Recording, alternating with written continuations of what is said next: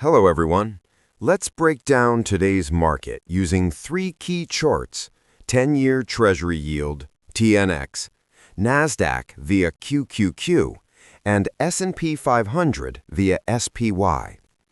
Today is not about headlines hype, it's about reaction, positioning, and what the market is actually pricing in right now.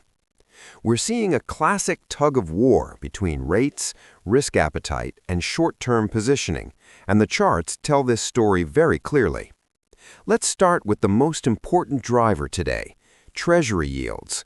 Looking at TNX, we see yields pulling back slightly after a recent push higher, currently trading around the 4.27 to 4.28 area.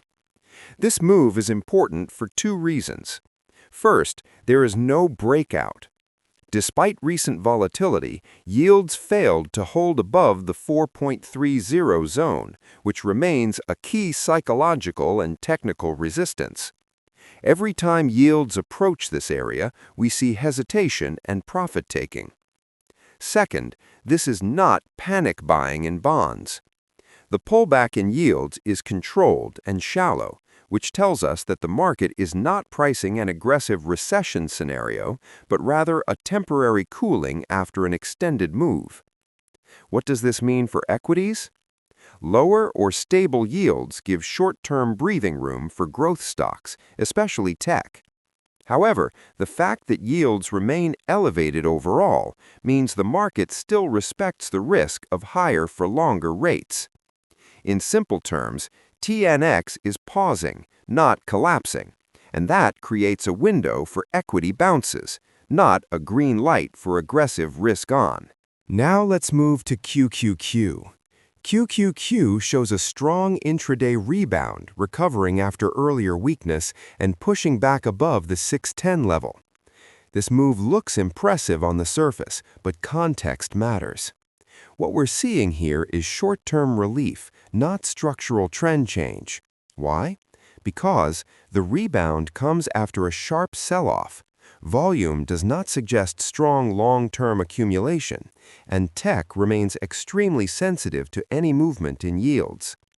This type of price action is typical when short sellers cover positions, dip buyers step in for quick trades, and algorithms react to stabilizing bond yields. Important detail: QQQ did not reclaim prior highs, and price remains below key resistance zones formed earlier this week. So what's the takeaway? This is a tactical bounce, not confirmation of a new uptrend. As long as TNX stays elevated, NASDAQ remains vulnerable to fast reversals. In other words, tech is bouncing, but still on thin ice. Now, let's look at SPY. SPY shows a measured recovery, tracking closely with QQQ but with less volatility, exactly what we expect from broader market exposure. The S&P is holding around the 680 area, bouncing from intraday lows, but again without strong momentum. What stands out here is market balance. Unlike tech, SPY reflects defensive sectors holding up, rotation rather than panic selling, institutions staying active but cautious. There is no sign of capitulation, but there is also no aggressive buying pressure. This tells us one thing clearly: the market is waiting for clear direction in yields, confirmation from macro data, or a catalyst strong enough to break this consolidation. SPY is acting as an anchor, stabilizing the market while traders fight it out in tech. Let's summarize today's message. TNX is cooling, not breaking down.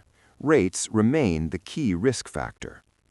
QQQ is bouncing, but this is short-term relief, not trend confirmation. SPY is stable, signaling consolidation, not fear. The market today is not bullish, not bearish, it's tactical. This is an environment where chasing breakouts is dangerous, over-leveraging is punished, and patience and discipline matter most. Until we see either a clear breakdown in yields or strong confirmation in equities, expect range-bound, fast and unforgiving price action. Thanks for watching, and as always, trade the structure, not the noise.